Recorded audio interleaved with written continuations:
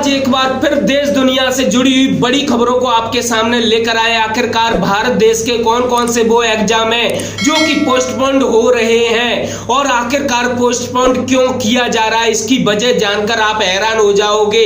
मौसम संबंधी जानकारी, 24 घंटे का पूर्वानुमान, किस किस राज्य में ओलावृष्टि होने वाली है, किन किन राज्यों में तेज तूफान तेज बारिश होने वाली है, सबसे बड़ी खबर किन किन राज्यों में बादल गरजने वाले हैं और धीमी बारिश कहां कहां पर होने वाली है। इस जानकारी को जानने के लिए आपको वीडियो कंप्लीट देखना पड़ेगा। और लॉकडाउन संबंधी जानकारी जो कि बहुत ही बड़ी है कि 1-2 दिन के अंदर ही तुरंत किन किन राज्यों में पूर्ण लॉकडाउन लगने वाला है। इस जानकारी को पाने के लिए वीडियो को अंत तक जरूर देखना, वरना आप इस जानकारी को मिस कर देंगे। और सबसे बड़ी खबर है जो कि कोरोना से रिलेटेड है। आखिरकार कोरोना पूरे भारत देश में अपने पैर पसारता जा रहा है और मरीजों की संख्या बहुत बढ़ती जा रही है। बहुत लोगों ने कोरोना की वजह से दम भी तोड़ दिया है। सच में चौंकाने वाली जानकारियां लेकर आए इस वीडियो में। चुनाव संबंधी जानकारी, इनके अलावा कई प्रकार की जानकारियां, किस तरह से मजदूर हैं मजबूर। दोस्तों, इस जानकारी को पाने के लिए वीडियो को शेयर जरूर कर देना और अपने राज्य का नाम जरूर लिखना कमेंट्स बॉक्स में। पहली बार आए हो तो चैनल को सब्सक्राइब, बेल आइकन को जरूर दाब देना ताकि इस चैनल पर लेटेस्ट अपडेट्स आते रहे, वह तुरंत आप तक पहुंचते रहें। अब बात करते हैं कि कौन कौन से एग्जाम पोस्टपोन्ड होने वाले हैं। दिल्ली में कोरोना के बढ़ते मामलों के बीच दिल्ली के सीएम अरविंद केजरीवाल ने सीबीएसई के एग्जाम कैंसिल करने की अपील की है और उन्होंने कहा है कि सभी सीबीएसई के एग्जाम आने वाले हैं और 6 लाख बच्चे दिल्ली में इन परीक्षाओं में बैठेंगे। मेरी हाथ जोड़कर केंद्र से अपील है कि सीबीएसई की परीक्षाओं को रद्द कर दिया जाए। इस प्रकार से अरविंद केजरीवाल ने कहा है और बहुत ही जोर शोर से अपनी अपील पेश की है। बच्चों को पास करने का कोई दूसरा तरीका हो सकता है, लेकिन परीक्षा रद्द करनी चाहिए। उन्होंने कहा कि 1 लाख अध्यापक परीक्षा लेने में शामिल होंगे और बड़ा खतरा है कि परीक्षा की वजह से संक्रमण तेजी से फैल सकता है। और अरविंद केजरीवाल ने यह भी कहा है कि मैं ऐसा बिल्कुल भी नहीं चाहता कि ऐसी कोई कारण से यह कोरोना वायरस और अधिक पैर पसारता चला जाए। अरविंद केजरीवाल ने कहा है कि इस वाली वेव में यूथ और बच्चे ज्यादा अफेक्ट हो रहे हैं। सबसे पहले युवाओं से अपील है कि पिछले 10-15 दिन का डाटा दिखाता है कि 65% मामले 45 साल से कम उम्र के हैं। युवाओं से अपील है कि वे देश के लिए बहुत कीमती हैं। आप हमें जरूर कमेंट्स बॉक्स में बता सकते हैं कि क्या अरविंद केजरीवाल के द्वारा जो बात कही गई है क्या वह सही है या गलत कही गई है। सबसे बड़ी खबर आप लोगों को बता दें प्रधानमंत्री मोदी जी की, और उन्होंने अभी हाल ही में रायसीना संवाद के 6ठे संस्करण का उद्घाटन किया है। इस बार इस संस्करण का आयोजन 13 अप्रैल से 16 अप्रैल के बीच कोरोना महामारी की वजह से ऑनलाइन किया जाएगा। इसके कुल 50 सत्र आयोजित किए जाएंगे, जिसमें 50 देशों और बहुपक्षीय संगठनों के 150 स्पीकर हिस्सा लेंगे। इस संवाद का आयोजन विदेश मंत्रालय और ऑब्जर्वर रिसर्व फाउंडेशन द्वारा संयुक्त रूप से आयोजित किया जा रहा है, जिसमें विश्व के कई दिग्गज नेता व गणमान्य व्यक्ति हिस्सा लेंगे। विदेश मंत्रालय ने बताया कि प्रधानमंत्री मोदी वीडियो कॉन्फ्रेंसिंग के जरिए संवाद का कार्यक्रम उद्घाटन किया है। एक बार फिर कोरोना वायरस संकट के उसी दौर में जाता दिख रहा है जहां पिछले साल था। एक तरफ कोरोना वायरस के मामले बढ़ रहे हैं, शहरों में फिर से लॉकडाउन का डर सता रहा है, तो अब फिर से प्रवासी मजदूरों के अपने घर वापस जाने की खबरें भी लगातार आ रही हैं। लगातार बढ़ रही शक्तियों के बीच लॉकडाउन की आहट सिर पर है और दिल्ली, पुणे समेत अन्य इलाकों से प्रवासी मजदूर अपने घर वापस लौटने लगे हैं। दिल्ली के आनंद विहार टर्मिनल और बीते दिन बड़ी संख्या में प्रवासी मजदूर घर जाते दिखाई दे रहे हैं। बिहार के कुछ मजदूरों का कहना है कि पिछली बार लॉकडाउन में वो यहाँ फंसे रह गए थे, ऐसे में अब फिर से ऐसी स्थिति बनती है तो वो यहाँ फंसना नहीं चाहते, इसलिए पहले ही अपने घर के लिए लौट रहे हैं। यह जानकारी आप लोगों को जरूर समझ में आ रही होगी, क्योंकि आपके यहाँ से भी कोई ना कोई ऐसा मजदूर होगा जो कि इसी तरह से वहां फंस गया होगा किसी शहर में और कई मुसीबतों का सामना करना पड़ा होगा। तो आप समझ ही सकते हैं कि मजदूर किस तरह से हैं मजबूर, किस तरह से अपने घर परिवार का पेट पालने के लिए अपने शहर को छोड़कर, अपने गांव को छोड़कर दूसरे शहर में कुछ रुपए कमाने के लिए जाते हैं। लेकिन ऐसी महामारी जो कि चारों तरफ से घेर लेती है, जिसकी वजह से उन मजदूरों की परिस्थितियां और भी खराब हो जाती है। अब जो खबर आप लोगों को देने वाला हूं उसे जानकर तो आप सच में हैरान हो जाओगे। यह खबर आ रही है मुंबई से, जहां पर मात्र 3 घंटे के अंदर 7 लोगों ने अचानक से दम तोड़ दिया। दोस्तों, उसकी वजह जानकर आप सच में हैरान हो जाओगे। नाला सोपारा पूर्व में विनायक अस्पताल की गहन चिकित्सा इकाई में भर्ती 7 कोविड मरीजों की सोमवार को 3 घंटे के भीतर, जहां पर परिजनों ने आरोप लगाया कि ऑक्सीजन की आपूर्ति में कमी के कारण यह मौतें हुई हैं। वहीं अस्पताल प्रशासन ने कहा है कि मरीज गंभीर हालत में थे। मृतकों के परिजनों का कहना है कि प्रशासन ने उन्हें ऑक्सीजन सिलेंडर की कमी के बारे में सूचित नहीं किया। मृतकों के परिवार के सदस्य अस्पताल के बाहर जमा हो गए और विरोध जताया, मौत के लिए प्रशासन को जिम्मेदार ठहराया। अगली खबर बहुत ही बड़ी है ममता बनर्जी की। हाँ दोस्तों, बहुत ही बड़ी खबर आ रही है चुनाव को लेकर। पश्चिम बंगाल के चुनावी दंगल में आर पार की जंग चल रही है। भड़काऊ भाषण को लेकर चुनाव आयोग ने ममता बनर्जी पर 24 घंटे का बैन लगाया और इसीलिए ममता बनर्जी अपना प्रचार प्रसार नहीं कर सकती। उसके खिलाफ मंगलवार को बंगाल मुख्यमंत्री ने धरना दिया। ममता कोलकाता में गांधी मूर्ति के पास करीब 3 घंटे धरने पर बैठी। ममता बनर्जी दोपहर करीब 12 बजे व्हील चेयर पर ही धरना स्थल पर पहुंची, गांधी मूर्ति के पास धरने पर बैठी। ममता बनर्जी ने यहां पर अपनी एक मस्त पेंटिंग भी बनाई।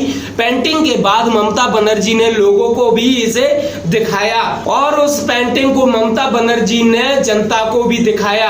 बता दें कि बंगाल की मुख्यमंत्री ममता बनर्जी बुधवार को कोच बिहार का दौरा करेंगी। मतदान के दौरान यह केंद्रीय सुरक्षा बलों की गोली से 4 लोगों की मौत हो गई थी, जिसके बाद चुनाव आयोग ने 72 घंटे तक किसी नेता के आने पर रोक लगाई थी। अब यह अवधि खत्म होने के बाद ममता कोच बिहार का दौरा करेंगी। यह सबसे बड़ी खबर थी यह चुनाव संबंधी। यह जानकारी आपको कैसी लगी हमें जरूर कमेंट्स बॉक्स में बताना, और आप इस चुनाव को लेकर आप कमेंट्स बॉक्स में क्या कह सकते हैं कि एक तरफ तो महामारी चल रही है और एक तरफ इस प्रकार से चुनाव चल रहा है, तो आखिरकार बच्चों के पेपर पोस्टपोन हो सकते हैं, तो यह चुनाव पोस्टपोन क्यों नहीं होते? इस बारे में जनता का क्या फैसला है हमें जरूर कमेंट्स बॉक्स में बता सकते हैं। सबसे बड़ी खबर निकल कर आ रही है कोरोना को लेकर, जिसे जानकर आप हैरान हो सकते हैं। कोरोना नियंत्रण के लिए प्रशासन ने 25 अप्रैल तक ओंकारेश्वर ज्योतिर्लिंग मंदिर में श्रद्धालुओं के प्रवेश पर रोक लगा दी गई है। इस दौरान मंदिर में पूजा अर्चना पूर्वत जारी रहेगी। इसके पूर्व सोमवती अमावस्या पर ओंकारेश्वर और खेड़ी घाट पर नर्मदा स्नान और बाहरी लोगों का 2 दिन प्रवेश पर प्रतिबंध लाने से रविवार को भी नर्मदा घाट और मंदिर में सन्नाटा रहा। तो आप जान ही सकते हैं कि अब मंदिरों में भी जाने से रोक लगाई जा रही है। तो कुछ नजर डाल लेते हैं देश की मौसम संबंधी जानकारियों से। कहां पर तेज हवा चली, कहां पर तूफान आंधी आए और भाई कहां पर बारिश हुई। पिछले 24 घंटे के दौरान केरल के कई हिस्सों में मध्यम से बारिश हुई और गरज चमक के साथ बौछारें पड़ी और तेज हवाएं चली। आंतरिक और दक्षिण तमिलनाडु, तटीय कर्नाटक, मध्य महाराष्ट्र, तेलंगाना और दक्षिण छत्तीसगढ़ के कुछ हिस्सों में हल्की से मध्यम बारिश के साथ 1-2 स्थानों पर तेज वर्षा हुई। यह सबसे बड़ी खबर है। अगर आप जानना चाहते हैं कि आपके शहर में कैसा मौसम रहने वाला है, तो आप हमें कमेंट्स बॉक्स में अपने शहर का नाम लिख सकते हैं। हिमाचल प्रदेश, उत्तराखंड, उत्तरी छत्तीसगढ़, पूर्वी मध्य प्रदेश, असम, मेघालय, अरुणाचल प्रदेश और अंडमान निकोबार द्वीप समूह में कुछ स्थानों पर हल्की बारिश हुई। गंगीय पश्चिम बंगाल और मध्य महाराष्ट्र में 1-2 स्थानों पर हल्की बारिश हुई। दोस्तों, अब बताता हूं मैं 24 घंटे का पूर्व अनुमान, जो कि आपके शहर में कभी भी यह हो सकता है। अगले 24 घंटे के दौरान केरल, तटीय कर्नाटक और आंतरिक और दक्षिण तमिलनाडु के कुछ हिस्सों में हल्की से मध्यम बारिश और गरज के साथ बौछारें पड़ने का अनुमान है। अरुणाचल प्रदेश, दक्षिण मध्य महाराष्ट्र, अंडमान और निकोबार द्वीप समूह पर हल्की से मध्यम बारिश के साथ एक दो जगहों पर तेज बौछारें गिर सकती हैं। तेलंगाना और तटीय आंध्र प्रदेश में भी एक दो स्थानों पर बारिश की संभावना है। जम्मू कश्मीर, गिलगित बाल्टिस्तान और मुजफ्फराबाद में हल्की से मध्यम बारिश हो सकती है तथा ऊंची पहाड़ियों पर हल्की बर्फबारी के भी आसार दिखाई दे रहे हैं। हिमाचल प्रदेश, उत्तराखंड, दक्षिण छत्तीसगढ़, तेलंगाना और मराठवाड़ा में एक दो स्थानों पर हल्की बारिश हो सकती है। दोस्तों, यह 24 घंटे का पूर्व अनुमान है जो कि 80% सही निकलता है। तेलंगाना और आंध्र कर्नाटक में कल से बारिश की तीव्रता बढ़ जाएगी। दोस्तों, यह था 24 घंटे का मौसम संबंधी पूर्व अनुमान। अगर आप भी चाहते हैं कि आपके शहर के बारे में भी मौसम संबंधी जानकारी दी जाए तो आप अपने शहर का, राज्य का नाम कमेंट्स बॉक्स में लिख सकते हैं। अब बात कर लेते हैं भारत देश के किन किन राज्यों में पूर्ण रूप से लॉकडाउन लगने वाला है। हाँ दोस्तों, सबसे पहला राज्य महाराष्ट्र, जिसमें आज या कल ही दोस्तों पूर्ण लॉकडाउन लग सकता है, क्योंकि यह राज्य एक ऐसा राज्य भारत देश का जिस राज्य में लगभग 50,000 से अधिक डेली कोरोना मरीजों की संख्या बढ़ रही है और कोरोना मरीज महाराष्ट्र वह राज्य जहां पर कोरोना के मामले भारत देश में सबसे अधिक हैं। इसीलिए महाराष्ट्र में पूर्ण रूप से लॉकडाउन लगाने की तैयारियां की जा रही हैं। कभी भी लग सकता है लॉकडाउन 1-2 दिन के अंदर। सबसे बड़ी खबर, क्योंकि महाराष्ट्र में प्रत्येक दिन 50,000 से अधिक कोरोना मरीज, कोरोना के मामले आ रहे हैं। 50,000 से अधिक कोरोना मामले सामने आ रहे हैं और प्रत्येक दिन लगभग 250 से अधिक जो कोरोना मरीज है, कोरोना के मामले आ रहे हैं दोस्तों, वह मरीज दम तोड़ रहे हैं। यह सच में चौंकाने वाली खबर है कि महाराष्ट्र एक ऐसा राज्य बन गया है जहां पर कोरोना के मामले वर्तमान समय में सबसे अधिक है। अब बात करते हैं दोस्तों उत्तर प्रदेश के लखनऊ की, जहां पर भी लगातार कोरोना अपने पैर पसारता जा रहा है, जहां पर भी कभी भी पूर्ण रूप से लॉकडाउन लग सकता है, वो भी 1-2 दिन के अंदर या 3 दिन के अंदर। यह उत्तर प्रदेश वह राज्य जहां पर लखनऊ में दोस्तों सबसे अधिक कोरोना मामले सामने आ रहे हैं और इस कारण से लखनऊ में पूर्ण रूप से लॉकडाउन कभी भी लग सकता है। अब बात करते हैं दिल्ली की। दिल्ली में भी लगातार इतने मामले बढ़ते जा रहे हैं कि अरविंद केजरीवाल बहुत ही चिंतित है इस मामले को लेकर, क्योंकि जिस तरीके से कोरोना अपने पैर पसार रहा है उस कारण से कई परीक्षाएं पोस्टपोन करने की अपील भी की है अरविंद केजरीवाल ने, क्योंकि दिल्ली में अरविंद केजरीवाल किसी भी तरह से लॉकडाउन नहीं लगाना चाहते, लेकिन अगर लापरवाही की गई तो लॉकडाउन लगा दिया जाएगा। इस अरविंद केजरीवाल के द्वारा यह बोला गया है कि हम लॉकडाउन नहीं लगाना चाहते, अगर जनता लापरवाही करेगी तो जल्द ही लॉकडाउन लगा दिया जाएगा। तो कृपया करके यह ध्यान दें और सरकार की मदद करें, कोई भी किसी प्रकार से कोई भी लापरवाही ना करे और इस कोरोना महामारी से लड़ने में सहायता करें। सैनिटाइजर का उपयोग करें और मास्क लगाकर रहें। इस प्रकार से निर्देश दिए हैं अरविंद केजरीवाल ने और जो भी एग्जाम वर्तमान समय में हो रहे हैं उन्हें पोस्टपोन करने की अपील भी की है अरविंद केजरीवाल ने।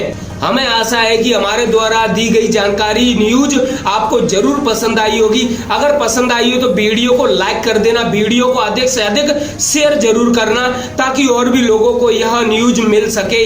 आखिरकार भारत देश के हालात कैसे आप लोग देख ही चुके हैं और अगर आप पहली बार आए हो तो चैनल को सब्सक्राइब, बेल आइकन को जरूर दबा देना।